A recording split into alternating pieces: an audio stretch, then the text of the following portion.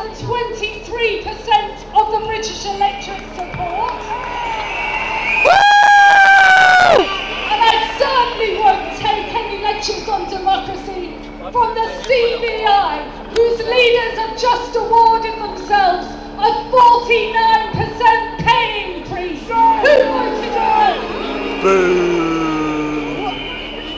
And I've got to say something else, because Mr. Cameron, don't tell us, don't you dare tell us that public service pensions are generous.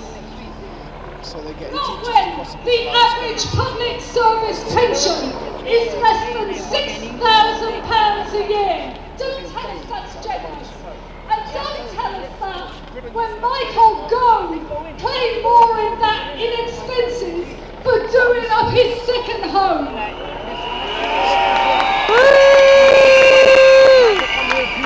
Now the government tells us we're all in this together. Well, if you want to reduce this deficit, why don't you tax the bankers' bonuses?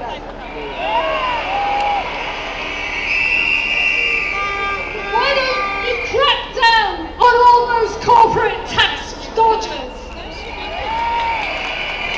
And why don't you support the fairest tax, the tax on the speculators, the Robin Hood tax, support it now.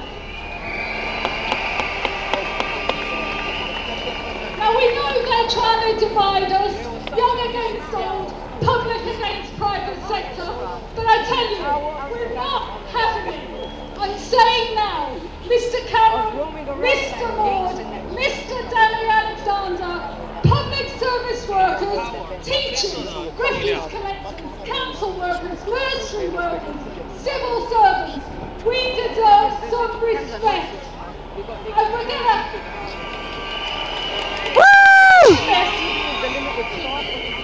We've stuck together, we're going to carry on sticking together, we are united, we won't be divided, and together we will win. Thank you.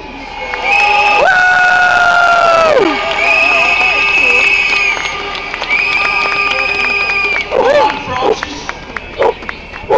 Well, look, I don't want to spoil me a fun, but I've been asked if the banners could either be taken down or moved to the side so people that are still marching in can see what's going on.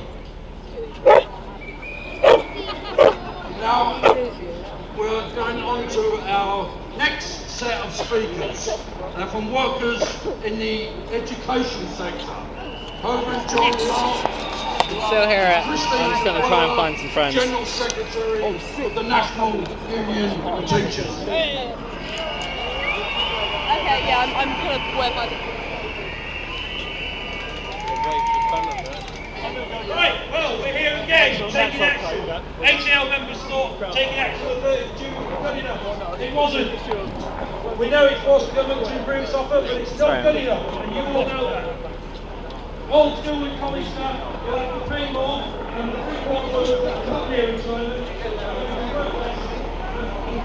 work longer and get a lot less.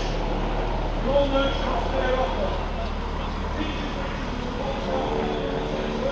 All of the taxpayers, particularly those on people work, taking in the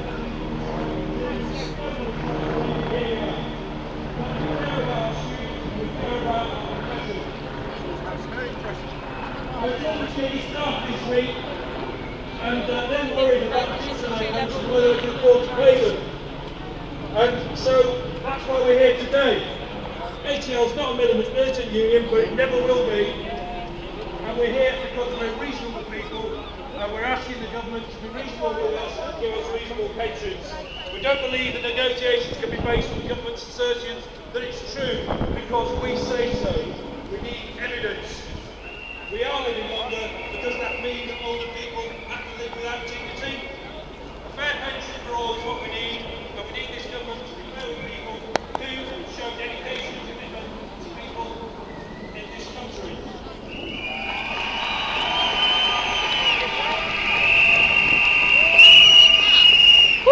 It's a privilege to be here as President of NASWWC, representing over 290,000 teachers.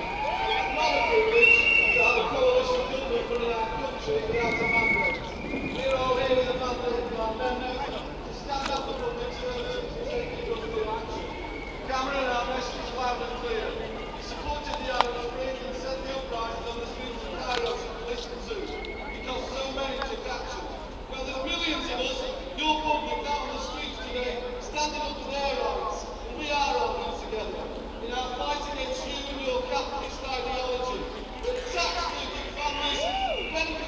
Hello? At the expense of the majority. Increasing unemployment, reducing wages and maximising profits for entrepreneurs. All workers are losing nearly 10%, the public sector's 12% of their wages. They're increased to VAT, national insurance, inflation and public sector pensions tax.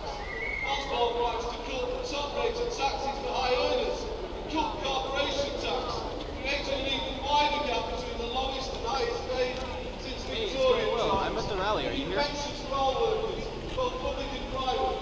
We need to make their Yeah, I'm also in the in private sector pensions instead of making off massive bonuses while their employees are left destitute in old age. There's a Taxing public sector workers.